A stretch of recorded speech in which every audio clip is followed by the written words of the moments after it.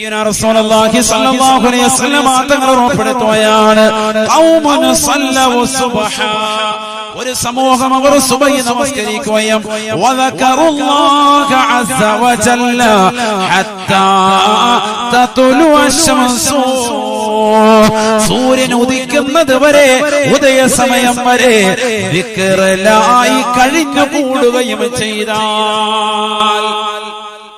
എല്ലാ പള്ളിയിലും ഉണ്ട് നിസ്കാര ബോർഡ്. ഉണ്ടോ ഇല്ലയോ? ഉണ്ട്. അതിലെന്തുണ്ട്? ഉദയം ടൈം കൊടുത്തിട്ടുണ്ട്. ചിലടത്ത് എന്തിനാണെന്ന് പോലും അറിയാൻ പറ്റും. ആ സ്ഥലത്തുള്ള കള്ളികൾ കൂടി മാറ്റി വെച്ചേക്കാം, പോക്കറ്റിട്ട് വെച്ചേക്കും. സംഭവം എന്തിനാണത്? ആ തുലൂഇന്റെ ടൈം അങ്ങനെ എഴുതിയിടുന്ന സുബൈക്ക് പള്ളിയിൽ കയറുന്ന ബുദ്ധിയുള്ളവൻ ആ ടൈം ഇങ്ങനെ നോക്കണം. എന്തിനാത്? അകത്തോട്ട് കയറിയാൽ പിന്നെ ആ ടൈം കഴിഞ്ഞ് അവൻ ഇറങ്ങുമല്ലോ, അവിടെ തന്നെ ദിക്റിലായിരിക്കും. അങ്ങനെയാണ് മുൻഗാമി. നമ്മള് വേഗം തന്നെ പോണം, കടയിൽ പാല് കിട്ടത്തില്ല, വേഗം പോണം. നമുക്കിത് കഴിഞ്ഞാൽ ഉടനെ ചിലര് സുബഹി നിസ്കരിക്കാൻ വരുന്നത് എന്തിനാ? പള്ളി നിസ്കരിച്ച് വാദിച്ച ഒരു ചായക്കട ഉണ്ടാവും, അവിടെ വന്നിരുന്നിട്ട് ഏശനി ഫന ഫസാദ് രാവിലെ കടയിൽ എന്തെങ്കിലും തുടങ്ങട്ടെ, ചൂട് ചായയും കടിയും ഇതാ പറയാ. അല്ലാഹു അക്ബർ. എല്ലാ ആൾക്കാരും സുബഹി നിസ്കരിക്കാൻ വരുന്നത് തന്നെ അതിനാ. രാവിലെ എന്തെങ്കിലും ചൂട് വാർത്ത, പള്ളിയിലെ വാർത്ത, മുത്തലിങ്ങൾ വാർത്ത എന്തെങ്കിലും കിട്ടണം, അതിനുവേണ്ടി രാവിലെ പള്ളിക്കാരൊക്കെ കണ്ടു കഴിഞ്ഞാൽ വൈദ്യം ചെയ്ത് വന്നോല്ലോ. കാരം കഴിഞ്ഞിട്ട് പിന്നെ ആചാര്യ പോയിട്ട് വെളിയിൽ പോയി പരിപാടി അങ്ങനത്തെ കുറെ കോമണ്ട്. അല്ലാഹു അക്ബർ. കാരം കഴിഞ്ഞ ഉടനെ പോവാ, വേഗം പോയിട്ട് അവിടെ പോയിരുന്ന പിന്നെ പത്രം വായിച്ച് കാര്യം കയറ്റി വെച്ച് അങ്ങനെ അല്ലാഹു കാത്തിരക്ഷിക്കട്ടെ. സുബ്ഹാനല്ലാഹ്. സുബൈ കഴിഞ്ഞ് ഉദയം വരെ ദിക്റിലായി കഴിഞ്ഞുകൂടിയാൽ എന്താ കിട്ടുന്ന കൂലി? തഅദീലു ഉംറതൻ താമ്മതൻ താമ്മ, പരിപൂർണമായ ഉംറയുടെ പ്രതിഫലമാണ് ഹബീബായ റസൂലുള്ളാഹി. അതൊക്കെ പാവപ്പെട്ടവർക്ക് കിട്ടുന്ന നേട്ടമാണ്, ചെറിയ നേട്ടമല്ല. ഇത് സ്ത്രീകൾക്കും പറ്റുമല്ലോ. രാവിലെ സുബഹി കൃത്യമായിട്ട് നിസ്കരിച്ചു, എന്നിട്ട് ഉദയം വരെ ഇരുന്ന് മുസല്ലയിൽ നിന്ന് ദിക്റിലായി കഴിഞ്ഞുകൂടി. സുബ്ഹാനല്ലാഹ്, അൽഹംദുലില്ലാഹ്, അല്ലാഹു അക്ബർ, ലാ ഹൗല വലാ ഖുവത ഇല്ലാ ബില്ലാഹിൽ അലിയിൽ അദീം. മാഷാ അല്ലാഹ്, അതങ്ങനെ ദിക്ർ ചൊല്ലിക്കൂടാ. ഖുർആൻ ഓതുക, യാസീൻ ഇദാ വഖഅത്തി അർറഹ്മാൻ, സൂറത്തുൽ മുൽക്കൊക്കെ ഇരുന്ന് ഓതുക. അങ്ങനെ ഉദയം വരെ ഖുർആനുമായി ബന്ധപ്പെട്ട വല്ല ദിക്റിലായി കഴിഞ്ഞുകൂടി. അങ്ങനെ ഇരുന്നാൽ ഉംറ നിർവഹിച്ച പ്രതിഫലം സയ്യിദുനാ റസൂലുള്ളാഹി. ഈ സമയത്ത് നമുക്ക് പറ്റുന്ന അമലായി പറഞ്ഞത്, നമ്മുടെ നാട്ടിൽ നിന്നുകൊണ്ട് നമുക്ക് പറ്റും. ഏറ്റവും ശ്രേഷ്ഠമായ ദിവസങ്ങളല്ല ഈ ദിവസം, അത് നമുക്ക് ചെയ്യാൻ പറ്റില്ല. അല്ലാഹു തൗഫീഖ് തരട്ടെ. അപ്പൊ 3 കാര്യം പറഞ്ഞു, 3 പറഞ്ഞു. നാട്ടിൽ തന്നെ ഇന്ന് ഹജ്ജ് ഉംറയും നിർവഹിക്കാൻ പറ്റും. 1 ഹജ്ജ്, 2 5 വഖത്ത് നമസ്കാരം കൃത്യമാക്കി, 3 സുബഹി കഴിഞ്ഞിട്ട് ഉദയം വരെ ദിക്ർ ചൊല്ലുക. ശ്രദ്ധിക്കണേ. ഇൽമുണ്ടാകും, ശ്രദ്ധിക്കണം. ഞാൻ വേഗം നിർത്താം, 11 മണി വരെ പോയിട്ട് നമുക്ക് നിർത്താം. 15 മിനിറ്റും കൂടെ ഉള്ളൂ, കഴിയാൻ പോവാൻ. കുറേ വിഷയങ്ങൾ പറയാനുണ്ട്, സമയമില്ല, നമുക്ക് പിന്നെ പറയാൻ. അല്ലാഹു തൗഫീഖ് തരട്ടെ. 4-മത്തത് ശ്രദ്ധിക്കണേ.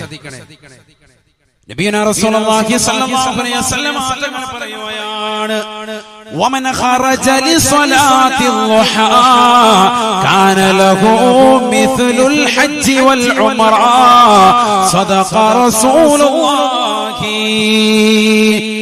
ആരെങ്കിലും ഉദയം വരെ സുബഹി നമസ്കാരം കഴിഞ്ഞ് ഉദയം വരെ ദിക്റിലായി കൂടുകയും ദുഹാ നമസ്കാരം നിർവഹിക്കുകയും ചെയ്താൽ അവന് ഹജ്ജും ഉംറയുടെയും പ്രതിഫലമുണ്ട് എന്ന് ഹബീബുനാ ശഫീഉനാ റസൂലുള്ളാഹി.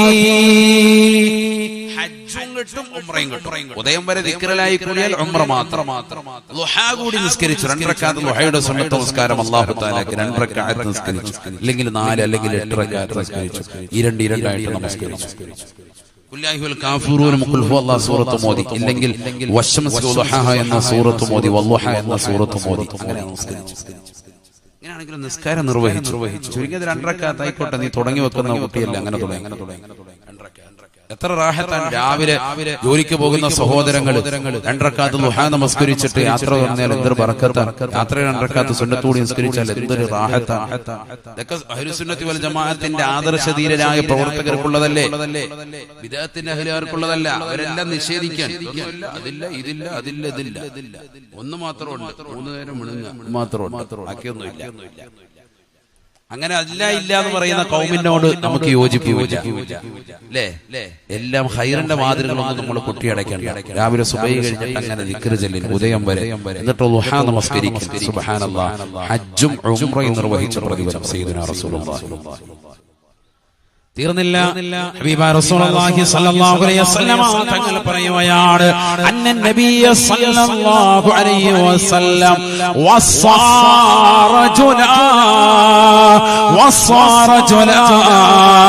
ബിബിർരി ഉമ്മിഹി. ഹബീബായ റസൂലുള്ളാഹി സ്വല്ലല്ലാഹു അലൈഹി വസല്ലം തങ്ങൾ ഒരു വ്യക്തിയോട് വസിയത്ത് നടത്തുകയാണ്.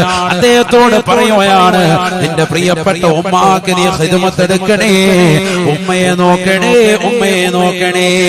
അല്ലാഹുവിന്റെ റസൂൽ എന്നിട്ട് അദ്ദേഹത്തോട് പറയുകയാണ്, അൻത ഹാജുൻ വ മുഅ്തമിറുൻ വ മുജാഹിദുൻ ഫീ സബീലില്ലാഹ് യഅനി ഇദാ അബറഹാ.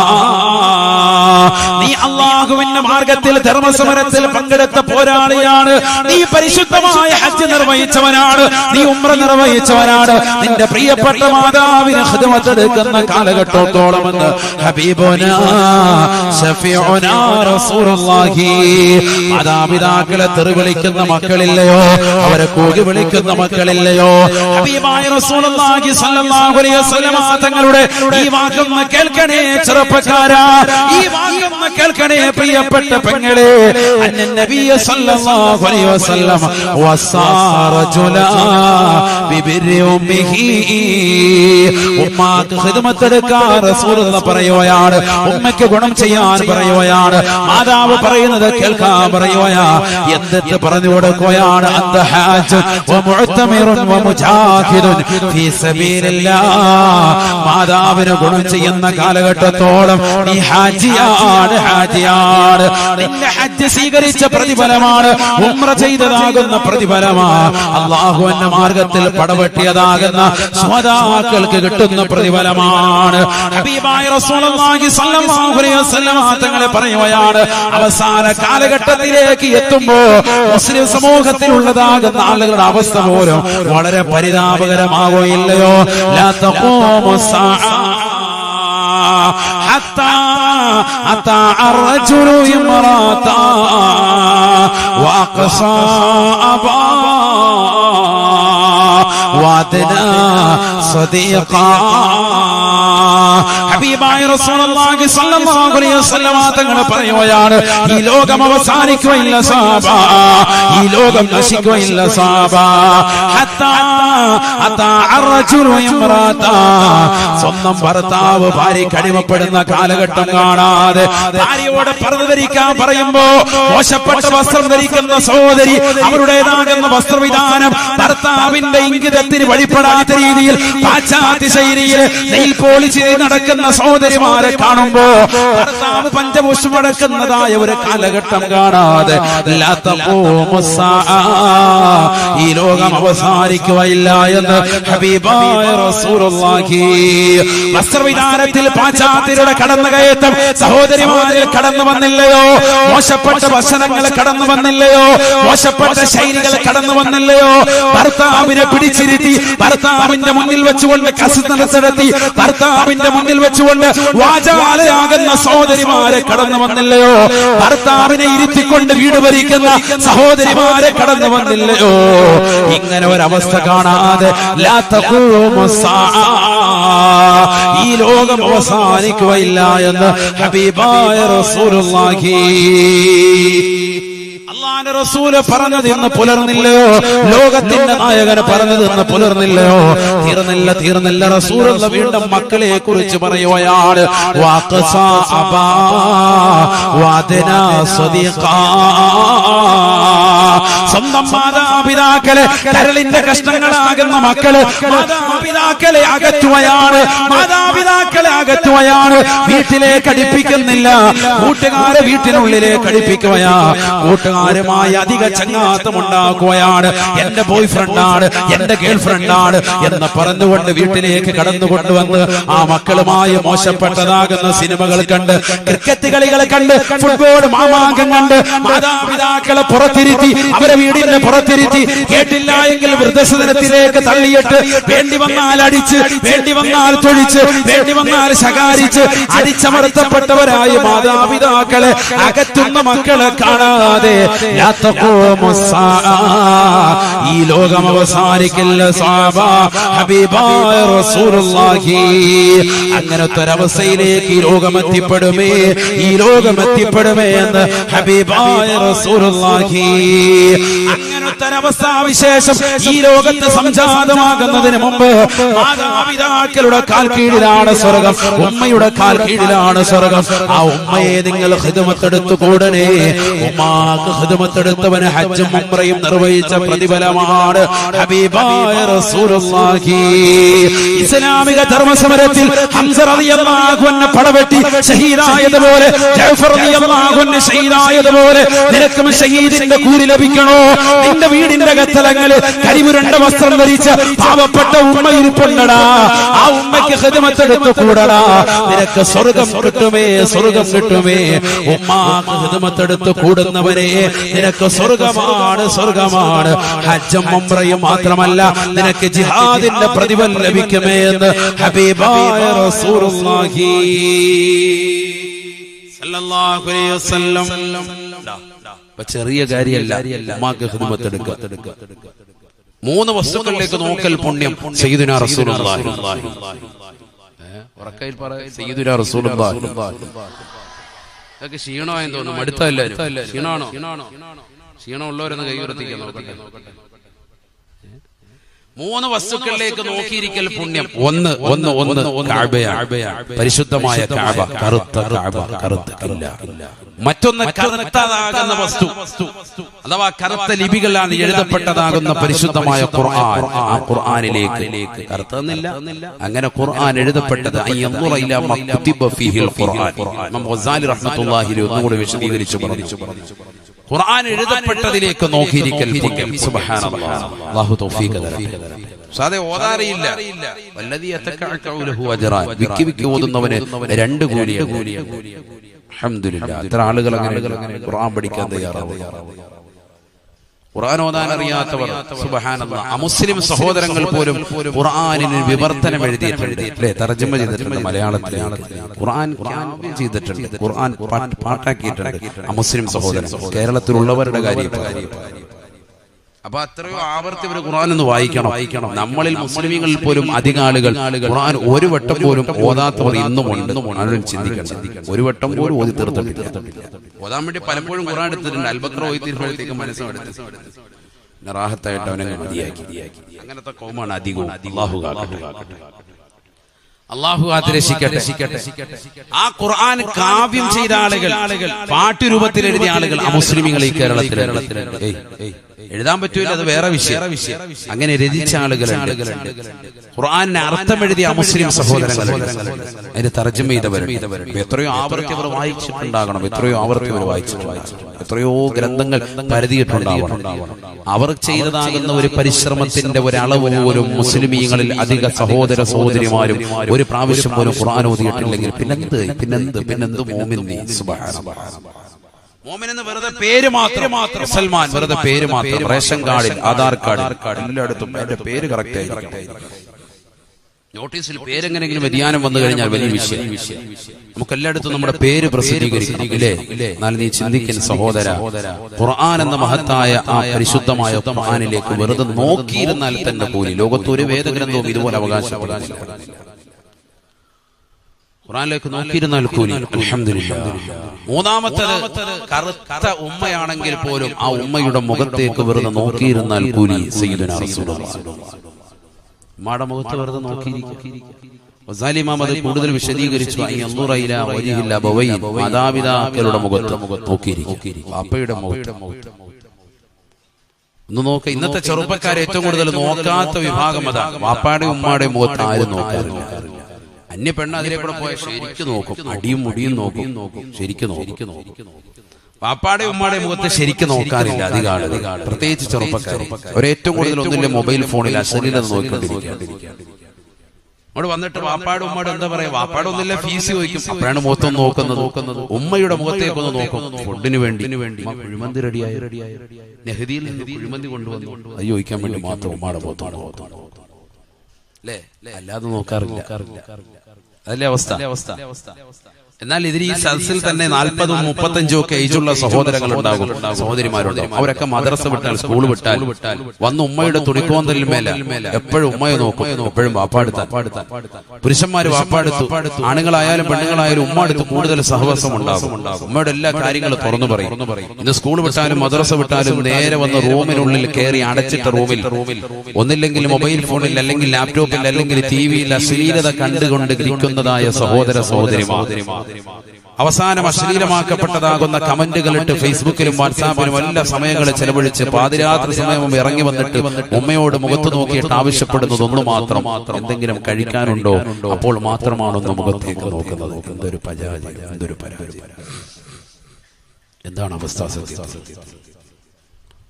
ഇതല്ല ഇന്നത്തെ അവസ്ഥ. നബിയുനാ റസൂലുള്ളാഹി സ്വല്ലല്ലാഹു അലൈഹി വസല്ലം തങ്ങൾ പറയുകയാണ്, ഉമ്മാക്ക് ഖിദ്മത്ത് എടുക്കണേ. അന്ത ഹാജുൻ വ മുഅ്തമിറുൻ വ മുജാഹിദുൻ ഫീ സബീലില്ലാഹ്.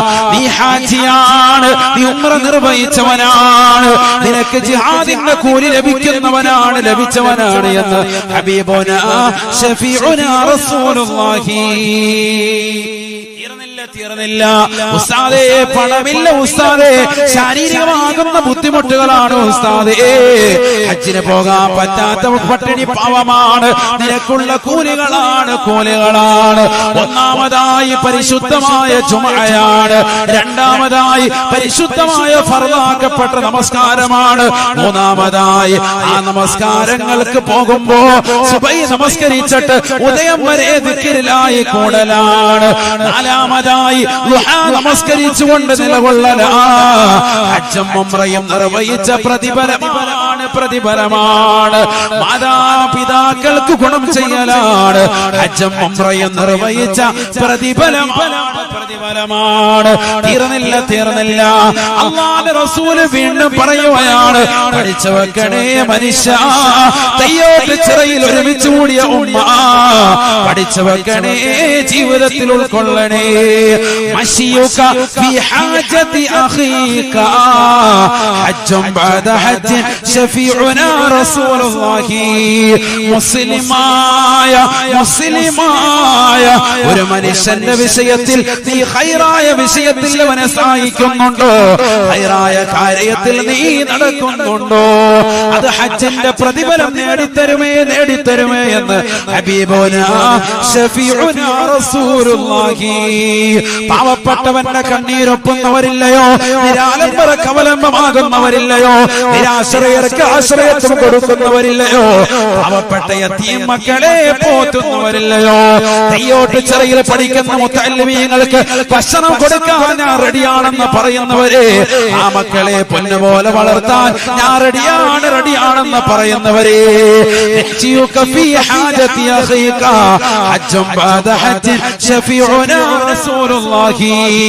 പാവങ്ങളുടെ കണ്ണീരപ്പാൻ, നിരാലംബർക്ക് അവലംബമാകാൻ, നിരാശ്രയർക്ക് ആശ്രയത്വം വഹിക്കാൻ നീ പരിശ്രമിക്കുന്ന പരിശ്രമങ്ങളില്ലയോ, അത് ഹജ്ജിന്റെ കൂലി ലഭിക്കുന്നതാണ്.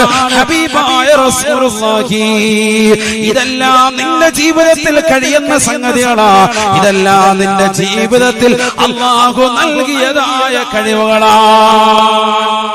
പറ്റുന്ന സംഗതികളാണ്. ഹജ്ജിന്റെ കൂലി ലഭിക്കുന്നത് അല്ലാഹു തൗഫീഖ് തരട്ടെ. എത്ര അമല ഇപ്പോൾ പറഞ്ഞത്, എത്ര അമല പറഞ്ഞത്. ഇതൊക്കെ പറഞ്ഞത് ആർക്കാ? ഫുലൂസ് ഇല്ല, ഇല്ലെങ്കിൽ ഫുലൂസ് ഉണ്ട്, ശാരീരികമായ ബുദ്ധിമുട്ടാണ്. അങ്ങനെയുള്ള കൗമ എത്ര ആളുകളുണ്ടാവും. അത് പോണമെന്ന് ഭയങ്കര ആഗ്രഹമുണ്ട്, കാശുണ്ട്, പക്ഷെ അല്ലാഹു തആല ഏകിയിട്ടില്ല. ശാരീരിക ബുദ്ധിമുട്ട്, മാരകമായ ക്യാൻസർ ബുദ്ധിമുട്ട്, അങ്ങനെ അള്ളാഹു ശമനം നൽകട്ടെ. അത്തരത്തിലുള്ള ആളുകൾക്ക് അള്ളാഹു ശമനം നൽകട്ടെ. അനധി വിദൂര ഭാവിയില പുണ്യഭൂമിയിലെത്താൻ അള്ളാഹു തൗഫീഖ് നൽകട്ടെ. അള്ളാഹു തൗഫീഖ് നൽകട്ടെ. അതുകൊണ്ട് നിന്റെ ജീവിതത്തിൽ നീ ശ്രദ്ധിക്കണം. രണ്ടവസ്ഥയെത്തുന്നതിന് മുമ്പ് തൗബ ചെയ്യണേ. സയ്യിദുനാ റസൂലുള്ളാഹി ഒന്ന് തൊണ്ടക്കുഴി റൂഹെത്തുന്ന സമയമാണ്. വലൈസത്തി തൗബ, അന്ന് തൗബ സ്വീകരിക്കൂല. അതാ ഖുർആൻ പറഞ്ഞതാ, വലൈസത്തി തൗബ, അന്ന് തൗബ അല്ലാഹു സ്വീകരിക്കും. മറ്റൊന്ന് സൂര്യൻ പടിഞ്ഞാറ് നിന്ന് ഉദിക്കും. അങ്ങനത്തെ ഒരു സന്ദർഭം വരും. കിഴക്കുദിക്കുന്ന സൂര്യൻ പടിഞ്ഞാറ് നിന്ന് ഉദിക്കും. സുഇലലി റസൂലുള്ളാഹി സ്വല്ലല്ലാഹു അലൈഹി വസല്ലം ഹുദൈഫത്തുൽ യമാനി റളിയല്ലാഹു തആല അൻഹു ചോദിക്കുകയാണ്, അല്ലാഹുവിന്റെ റസൂലിനോട് ചോദിക്കുകയാണ്, യാ റസൂലല്ലാഹ് മാ ആയതു തുലൂഇ ശംസി യാ ഹബീബല്ലാഹ്, സൂര്യൻ പടിഞ്ഞാറ് നിന്ന് ഉദിക്കുന്നതിന്റെ അടയാളം എന്താണ് റസൂലേ? എപ്പോഴാണ് ഉദിക്കുക? അടയാളം എന്താണ്? അല്ലാഹുവിന്റെ റസൂല് പറയുകയാണ് തത്തൂലുൽ ലൈലത ഖദറ ലൈലതൈൻ, സൂര്യൻ പടിഞ്ഞാറ് നിന്ന് ഉദിക്കുന്നതിന്റെ തലേ ദിവസത്തെ രാത്രി 2 രാത്രിയുടെ ദൈർഘ്യതയാണ് ഉണ്ടാവുക. അഥവാ സൂറന്ന കാഹളത്തിന്റെ ഊത്തുവരുന്നതിന് മുമ്പുള്ള തലേ ദിവസത്തെ രാത്രി 2 രാത്രിയുടെ ദൈർഘ്യതയാണ്. എന്താ നേരം വെളുക്കാത്തത് എന്നിങ്ങനെ ചിന്തിച്ച് ജനങ്ങൾ നിലകൊള്ളും. അപ്പോൾ സൂര്യൻ പടിഞ്ഞാറ് ഉദിക്കും. അപ്പോഴേതാ സൂറന്ന കാഹളത്തിൽ ഊത്തുവരും. അതൊരു വെള്ളിയാഴ്ച ദിവസമായിരിക്കും. സയ്യിദുനാ റസൂലുള്ളാഹി എന്തായിരിക്കും ഭീകരത? ഞാനിപ്പോ അതിലേക്കൊന്നും പോകുന്നില്ല. ലോകാവസാനം അതിന്റെ ഭീകരത അതൊക്കെ പറഞ്ഞത് യൂട്യൂബിലുണ്ട്, നിങ്ങൾ കേൾക്കണം. അല്ലാഹു തൗഫീഖ് തരട്ടെ.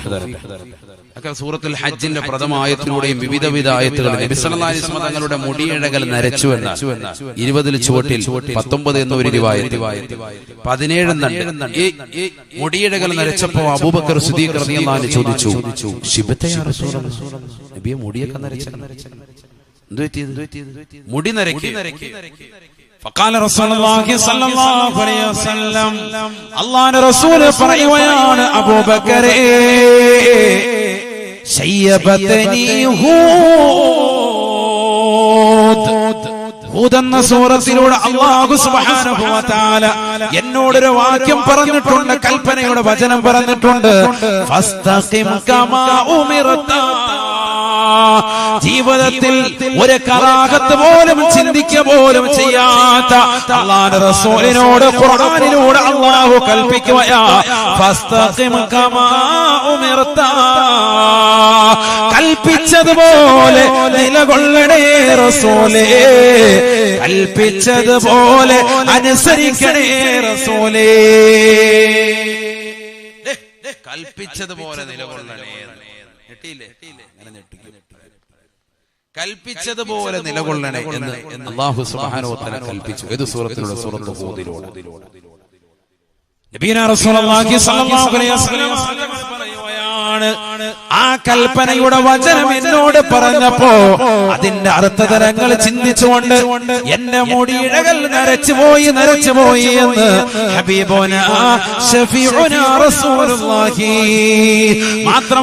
മാത്രമല്ല അതിനോട് ചേർന്ന് ഒരുപാട് സൂക്തങ്ങൾ, ലോകാവസാനത്തിന്റെ ഭീകരതയെ കുറിച്ച് പറയുന്ന ഒരുപാട് സൂക്തങ്ങൾ അല്ലാഹു അവതരിപ്പിക്കുകയാണ്.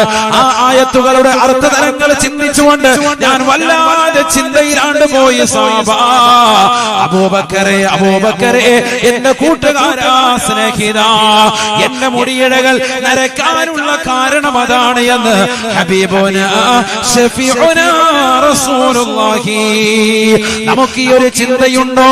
നമ്മുടെ മുടിയിൽ നിരച്ചത് ആരെ ചിന്തിച്ചാണ് സഹോദരാ? അന്യ പെണ്ണമായിട്ടുള്ള പ്രേമം അവളെ എനിക്ക് കിട്ടുമോ എന്ന ചിന്തയിൽ മുടിയിഴകൾ താടിയിഴകൾ നരച്ചു പോയവരെ, അല്ലാഹുവിനെ ചിന്തിക്കാതെ പടച്ചറപ്പിനെ ഭയപ്പെടാതെ ഈ ദുനിയാവിൽ നിലകൊള്ളുന്ന സഹോദരാ സഹോദരി, സ്വന്തം ഭർത്താവ് അറബിയുടെ ചാട്ടവാറടി കൊണ്ട് മരുഭൂമിയിൽ പരുവയിലത്ത് കഷ്ടപ്പെടുമ്പോഴും ആ ഭർത്താവിനെ മറന്നുകൊണ്ട് അന്യപുരുഷന്മാരുമായി ചാറ്റിംഗ് നടത്തുന്നതായ സഹോദരിമാരില്ലയോ? സ്വന്തം ഭാര്യ നിനക്ക് വേണ്ടി വീട്ടിൽ കഴിയുമ്പോഴും ആ ഭാര്യ മറന്നുകൊണ്ട് പ്രവാസ ലോകത്ത് വ്യഭിചാരശാലകളിലേക്ക് നരകത്തിലേക്ക് എടുത്തു ചാടുന്ന ചെറുപ്പക്കാരില്ലയോ? നാട്ടിൽ തന്നെ വിചാരശാലകളിലേക്ക് പോകുന്നതായ ചെറുപ്പക്കാരില്ലയോ?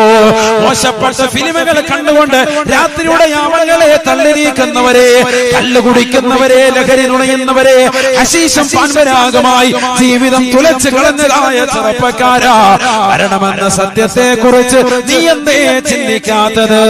കുല്ലു നഫ്സിൻ ദാഇഖത്തുൽ മൗത് വഇന്നമാ തുവഫൂന ഉജൂറകും യൗമൽ ഖിയാമ. ഈ ദുനിയാവിൽ എത്ര വലിയ പണക്കാരനായിരുന്നാലും, എത്ര പാവപ്പെട്ടവനായിരുന്നാലും, എത്ര പൊക്കമുള്ളവനായിരുന്നാലും, എത്ര കുറുകിയവനായിരുന്നാലും, എത്ര വലിയ തടിയുള്ളവനായിരുന്നാലും, എത്ര മെലിഞ്ഞവനായിരുന്നാലും, എത്ര കറുത്തവനായിരുന്നാലും, എത്ര വെളുത്തവനായിരുന്നാലും, അവർണനായിരുന്നാലും സവർണനായിരുന്നാലും, എത്ര വലിയ കൊലകമ്പനായിരുന്നാലും, ഏകാധിപത്യത്തിന്റെ സ്വേച്ഛാധിപത്യത്തിന്റെ ഭരണത്തിൽ അടിച്ചുമർത്തപ്പെട്ടതായ ജനവിഭാഗത്തെ ഭരിച്ചുകൊണ്ട് നിലകൊള്ളുന്നവനായിരുന്നാലും മരണത്തെ പുൽകാതെ ഒരു വ്യക്തിയും പോകുകയില്ല.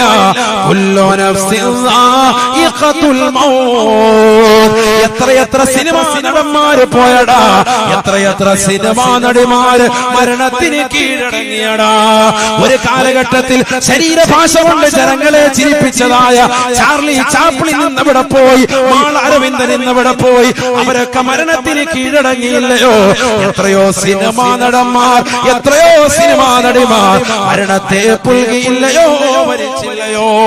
നീ കണ്ട എത്ര ഏകാധിപതികൾ, ഫിറഔൻ എവിടെ പോയടാ, നമ്രൂദ് എവിടെ പോയടാ, ഹിറ്റ്ലർ എവിടെ പോയടാ? എല്ലാവരും മരണത്തെ പുൽകുകയാ. എത്ര വലിയ രാജാതിരാജനായിരുന്നാലും, അധികാരത്തിന്റെ പർദീസയിൽ വിരാജിച്ചവനായിരുന്നാലും മരണത്തെ പുൽകാതെ ഒരൊറ്റ വ്യക്തിയും പോകുകയില്ല. തുവഫൂന ഉജൂറകും യൗമൽ ഖിയാമ. നാളെ നിനക്ക് അല്ലാഹു കൂലി പൂർത്തീകരിച്ച് നൽകുന്നത് ഈ ദുനിയാവിൽ നമസ്കരിച്ചവനാണോ, ഈ ദുനിയാവിൽ നോമ്പ് പിടിച്ചവനാണോ, ഈ ദുനിയാവിൽ സക്കാത്ത് കൊടുത്തവനാണോ, ഈ ദുനിയാവിൽ പട്ടിണി പാവങ്ങളുടെ കണ്ണീരൊപ്പിയവനാണോ, ഈ ദുനിയാവിൽ പാവപ്പെട്ടവന്റെ വിഷമകഥകൾ തിരിച്ചറിഞ്ഞുകൊണ്ട് അവന്റെ കണ്ണീരൊപ്പാൻ തയ്യാറെടുത്തവനാണോ, തെയ്യോട്ട് ചെറിയ മുത്തല്ലിമീങ്ങളെ നെഞ്ചോട് ചേർത്തുകൊണ്ട് അവർക്ക് ഭക്ഷണം നൽകിയ ഉമ്മമാരാണോ, കാതിലുള്ളതാകുന്ന അലിക്കത്തുകൾ കൊടുത്ത്, കാതിൽ കിടക്കുന്ന ആഭരണങ്ങൾ കൊടുത്ത്, കയ്യിൽ കിടക്കുന്നതായ ആഭരണങ്ങൾ ഊരിക്കൊടുത്ത്, കാലിൽ കിടക്കുന്ന പാദസരം ദീനിനു വേണ്ടി കൊടുത്ത് ആഖിറത്തെ തയ്യാറെടുത്തവരാണോ, ആഖിറത്തെ വിലക്കെടുത്തതായ ഉമ്മമാരാണോ? എല്ലാ കൂലിയും അല്ലാഹു നാളെ ഇതാ പൂർത്തീകരിക്കുന്നതാണ്. എത്ര വലിയ നന്മ ചെയ്തവനായിരുന്നാലും അല്ലാഹു നാളെ പൂർത്തീകരിച്ചു തരുമേ. ഈ ദുനിയാവിൽ എത്ര തെറ്റ് ചെയ്തവനായിരുന്നാലും അല്ലാഹു നാളെ ഇതാ പൂർത്തീകരിക്കുന്നതാണ്.